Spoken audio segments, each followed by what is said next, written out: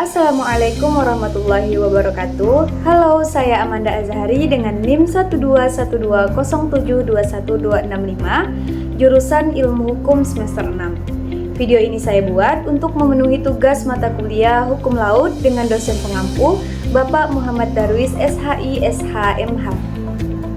Baiklah, langsung saja saya akan menjelaskan materi mengenai negara kepulauan yang meliputi pertama, konsep negara kepulauan, yang kedua adalah syarat-syarat negara kepulauan, yang ketiga adalah latar belakang konsep negara kepulauan, yang keempat pengaturan dari negara kepulauan, dan yang terakhir yang kelima, hak dan kewajiban negara di perairan negara kepulauan. Mari kita bahas satu persatu. Yang pertama, konsep negara kepulauan. Konsep Indonesia sebagai negara kepulauan diakui dunia setelah adanya United Nations Convention on the Law of the Sea atau yang kita kenal dengan UNCLOS yang telah disahkan pada tanggal 10 Desember 1982 dan Indonesia juga meratifikasinya dengan adanya Undang-Undang Nomor 17 Tahun 1985. Pengakuan dalam Konvensi Hukum tentang konsep negara kepulauan dianggap sebagai anugerah yang besar bagi bangsa Indonesia karena perairan yurisdiksinya meliputi 2/3 dari seluruh luas wilayah negara. Oleh karena itu, Indonesia merupakan negara kepulauan yang terbentang dari Sabang sampai Merauke. Penegakan konsep negara kepulauan dalam implementasinya di Indonesia, faktanya masih banyak kendala. Meskipun konsep ini telah dijadikan sebagai salah satu aturan yang ada di dalam Konvensi Hukum Laut Internasional. Kenapa? Karena banyak masih negara yang beranggapan bahwa perairan kepulauan itu tidak memiliki eksistensi karena negara-negara tersebut bukan merupakan peserta dari UNCLOS 1982.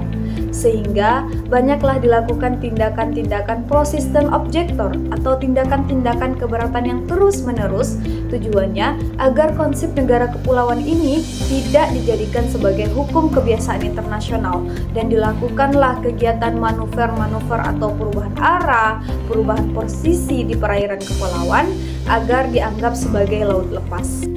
Oleh karena itu, konsep negara kepulauan harus diperjuangkan terus-menerus melalui saluran-saluran internasional agar benar-benar dapat menjadi hukum kebiasaan internasional bagi negara-negara yang tidak menjadi peserta UNCLOS 3. Artinya, kedudukan hukum internasional dalam hal ini melalui penerapan konsep negara kepulauan membutuhkan kesadaran, kemudian pemahaman bagi masyarakat internasional agar tidak saling memicu perselisihan wilayah kedaulatannya masing-masing. Namun kembali lagi, tidak semua negara memiliki iktikat baik untuk memahami tujuan ditaruhnya atau diaturnya konsep negara kepulauan di dalam hukum laut internasional. Selanjutnya, yang kedua, syarat negara kepulauan.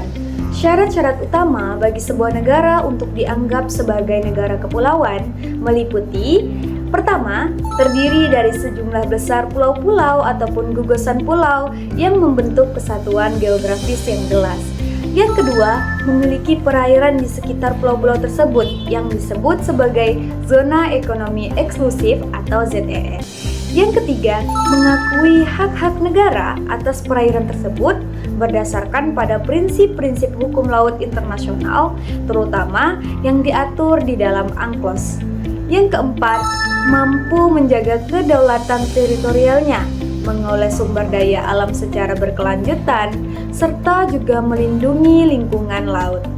Jadi, dalam praktiknya, tidak semua negara yang masuk di dalam kategori archipelagos forming the whole territory of state dapat mengklaim dirinya sebagai negara kepulauan. Terdapat syarat-syarat negara tersebut untuk mengklaim dirinya menjadi negara kepulauan ataupun tidak. Nah, apabila kita merujuk kepada UNCLOS 1982, sejatinya sama dengan apakah negara tersebut berhak menggunakan garis pangkal kepulauan ataupun tidak. Syarat-syarat tersebut dapat kita ketemukan dalam rumusan pasal 47 UNCLOS 1982, yakni meliputi beberapa aspek. Yang pertama adalah seluruh daratan utama negara harus menjadi bagian dari sistem garis kepulauan. Sesuai pasal 47 UNCLOS 1982, persyaratan yang diatur dalam ketentuan tersebut ketat dan mungkin sangat sulit sulit dipenuhi oleh suatu negara yang berencana menggunakan garis pangkal kepulauan. Karena pasal tersebut sudah mengatur bahwa suatu negara kepulauan dapat menarik garis pangkal lurus kepulauan yang menghubungkan titik-titik pulau-pulau dan karang kering keluar kepulauan tersebut. Nah, apa itu keluar? Adalah bagian dari terumbu yang berada di air pada titik terendah air pasang tetapi tenggelam saat air tinggi. Yang kedua, rasio wilayah laut dan darat 1:1 sampai dengan 9:1. Persyaratan selanjutnya terkait rasio laut dan darat yang masih diatur di dalam pasal 47 Angkos 1982, yaitu dan suatu daerah di mana perbandingan antara daerah perairan, daerah daratan termasuk atol adalah antara 1:1 dan 9:1. Hanya satu negara yang memenuhi persyaratan tersebut yang dapat diakui sebagai negara kepulauan. Yang ketiga, panjang satu segmen garis pangkal kepulauan tidak boleh melebihi 100 mil laut kecuali hingga 3% dari seluruh jumlah garis pangkal yang melingkupi suatu negara kepulauan boleh melebihi 100 mil laut hingga panjang maksimum 125 mil laut. Terkait dengan syarat ketiga ini, hal tersebut lebih kepada bagaimana sih kemudian negara dapat melakukan delimitasi wilayah maritimnya? Alhasil, kemungkinan penyimpangan prinsip ini terbentuk tergantung pada praktik negara. Contoh, penyimpangan aplikasi ini adalah sebagaimana kemudian yang dilakukan oleh Maladewa yang secara umum menggunakan 3 segmen melebihi 100 mil laut. Segmen 14-15, 28-29, dan 36-37. Meskipun seharusnya secara hukum hanya diizinkan satu segmen saja. Syarat yang keempat adalah arah garis pangkal kepulauan yang ditentukan tidak boleh menjauh dari konfigurasi umum kepulauan. Nah, apa yang dimaksud dengan konfigurasi umum kepulauan? Konfigurasi umum kepulauan atau disebut dengan General Configuration of the Archipelago dalam perkembangannya tergantung pada kepentingan negara dalam menafsirkannya. Beberapa pendapat General Configuration of the Archipelago tersebut dimaknai sebagai penggunaan garis mil laut sebagaimana syarat yang didelimitasi ketiga. Pendapat lain juga menyebutkan bahwa untuk memaknai diksi hukum tersebut harus dilihat dulu ide awalnya. Contoh dalam pendapat para ahli Anglo-Norwegian Fisheries Case pada tahun 1951 yang pada intinya tidak boleh menyimpang di antara 15 sampai dengan 20 derajat dari General Direction of the Coast atau arah umum pantai. Meskipun demikian, argumen kedua ini mendapatkan banyak pertentangan karena dalam praktik dan maksudnya penggunaan derajat tersebut memang ditunjukkan untuk coastal stage, bukan archipelagic stage. Dalam hal ini, bahwa sejatinya penggunaan syarat yang keempat dari General Configuration of the Archipelago ini harus dikembalikan kepada praktik negara kepulauan yang sudah ada dalam melakukan klaim garis pangkal kepulauan. Poin yang ketiga adalah latar belakang konsep negara kepulauan. Konsep negara kepulauan berasal dari karakteristik geografis suatu wilayah yang terdiri dari sejumlah besar pulau yang tersebar di lautan. Negara-negara kepulauan umumnya memiliki perbatasan laut lebih dominan daripada perbatasan darat.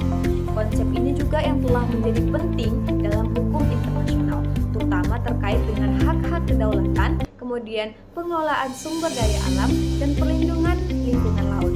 Selain itu, negara-negara kepulauan juga sering menghadapi tantangan yang unik dalam keamanan, transportasi, pengembangan ekonomi, karena keterpisahan geografis antar pulau-pulau dan ketergantungan pada laut sebagai jalur perdagangan dan sumber daya.